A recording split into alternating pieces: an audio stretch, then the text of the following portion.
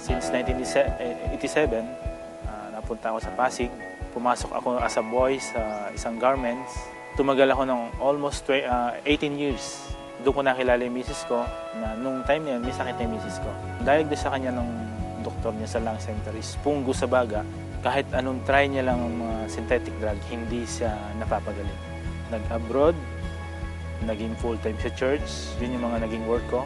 Pagbalik ko sa galing Saudi, may sakit ako. Noong 2011, napunta ako sa Santay as a driver ng isa sa mga director natin. Yung manugang niya mismo ang kumulit sa akin para bilhin yung package nila na Santay Barley. Yung anak ko naman noon, mayroon siyang back pay, pambili niya ng cellphone yun, na ayaw pa niya ibigay sa akin. Sabi ko, bibili ko ng gamot ng mama niya. Na hindi ko akalain, yung 4,000 na yun yung magbabago ng buhay namin. Dapat babalik pa ako ng abroad. Pero noong time yun, kinukulit ako ni Mama Net. Sabi sa akin, huwag ka na mag-abroad kasi yung binili mong package, may susi dun eh. Tuklasin mo kung ano yun. So, nakinig ako sa kanya, inaral ko yung business, huling baraha ko na ito. Edad ko kasi na 46. Anong papasukin yung trabaho? Kumbaga yung Santay, total package sa same. Once na mag-take sila ng barley, sila na yung magkukusa na magtanong sa'yo ng business. Eh. Ganun kaganda yung produkto.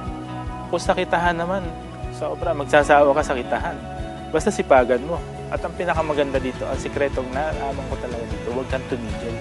Paniwalaan mo kung ano yung nakita mo, paniwalaan mo yung kung ano yung meron ka sa sarili mo, at kung ano yung pangarap mo, kukunin.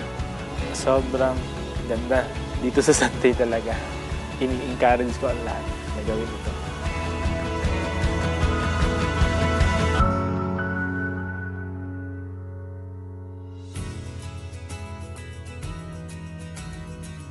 Ako si Giovanni Flores, taga Mindanao. Noong 4th year high school ako, namasukan ako bilang tagaluto sa bakery ng uncle ko. Gusto ko talaga mag-aral ng kolehiyo. So dahil sa mahirap ang pamilya namin, kinaral ko nila yung bakery. Almost 8 years ko pong ginagawa yung trabaho na yun. Nag-join po ako sa kumpanya na to dahil po sa produkto. Yung papa ko kasi nag-bedridden almost 1 month kasi nasira yung kidney niya.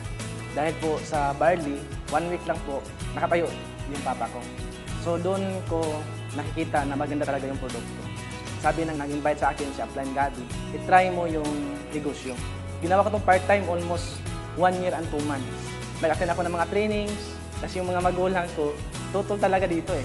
Mabubuhay naman kami doon sa lugar namin kasi meron kaming 7 hektarya ng lupa. No? I believe na kung ano man ang buhay ko ngayon, yan ang desisyon ko 5 years ago. Kung hindi ako magsante, hindi ako makasakay ng eroplano kasi first time ko lahat eh. Mayroon na akong bahay at lupa, mga gadgets na pinapangarap ko dati, nakabili ako ng sasakyan, cash po yun. Dream ko din dati na gusto ako mag-abroad kasi maraming pera. So dito sa Santay, nagpunta kami ng abroad na hindi nagtrabaho, na masya lang. Huwag na kayong magduda pa sa kumpanya, sa marketing plan, sa product. Kasi ako po ang living testimony, ordinary person, naging extraordinary. I am blessed kasi isa po ako sa pinakabata na naging part sa Executive Millionaires Club ng Santay. Kung ano man ang narating ko sa buhay ngayon sa Santay, kaya nyo ding marating. Sabayan nyo na ang Santay International.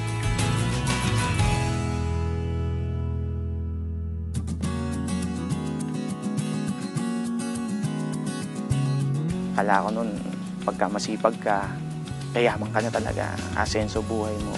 Hanggang sa nagkaroon ng retrenchment sa trabaho namin, ngayon 2009 yun. Tapos, nung dumating yung 2010, na-diagnose yung misis ko ng breast cancer. Pagdating ng 2011, umuwi siya kay Lord. 3 yung anak ko na maliliit pa. So, sabi ko na lang, Lord, ikaw ang nagbigay sa akin ng mga anak na to. So, bigyan mo ko ng pagkakakitaan para mabuhay ko to. Dumating yung isang kaibigan sa bahay. Sabi niya, bro, may business tayo. Sabi ko, kailangan ko yan. Magdadamo tayo. Nako, sabi ko, delikado tayo dyan. Nung nalaman ko, totoo palang damo. Barley grass nga pala. Nabanggit niya sa akin, network marketing yan. So, pag alam ko, network marketing, kakausap ka ng mga tao, di ba? Magbebenta ka, so on and so forth. Sabi, paano ko magagawa yan? Bantay bata ako. Nagawa ko siya online. Sa bahay lang. So, ganda nga ako, pinost ko siya sa Facebook, yung mga gumaling, like si April Boy Regino, di ba? Gumaling ng prostate cancer, diabetes, high blood. So, sabi ko, ang daming tao may sakit ng ganyan.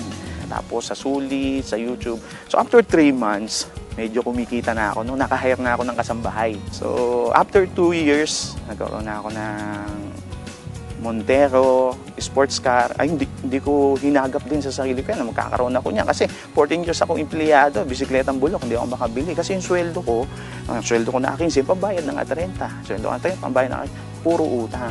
Kahit sino ka parang movie lang yan eh. Pwede mong gawin to at pwede kang umisenso. Depende yan sa paniniwala mo. Kasi nagawa namin, nagawa nung iba. Ang sabi ko nga, nagawa nung iba, bakit hindi ko kaya?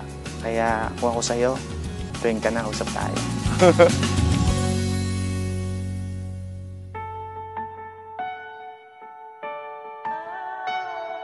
Ako si Oliver Sagawinet, 24 anyos.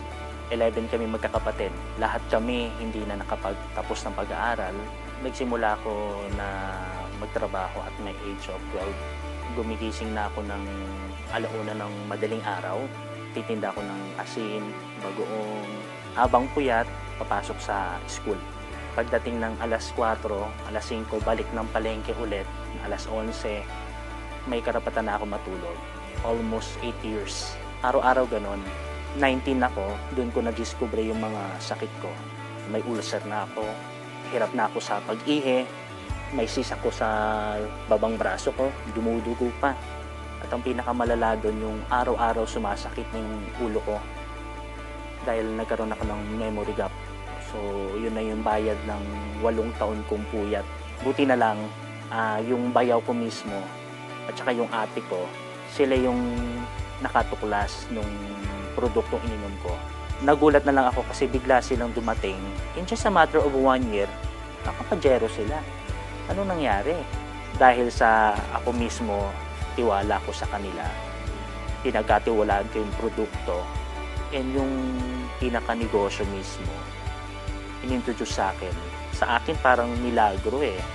In just a matter of how many months lang, nagulat ako kasi talagang lahat ng problema ko sa katawan natulungan.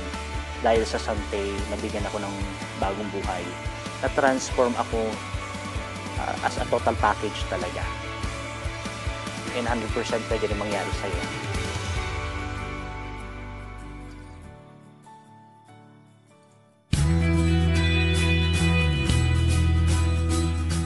May negosyo akong pinasok, kaso 2010 bumaksak, milyon ang utang ko during the time.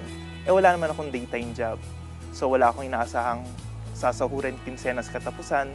And then may nanay pa akong pinapagamot. I have to spend 12,000 a week para sa dialysis niya.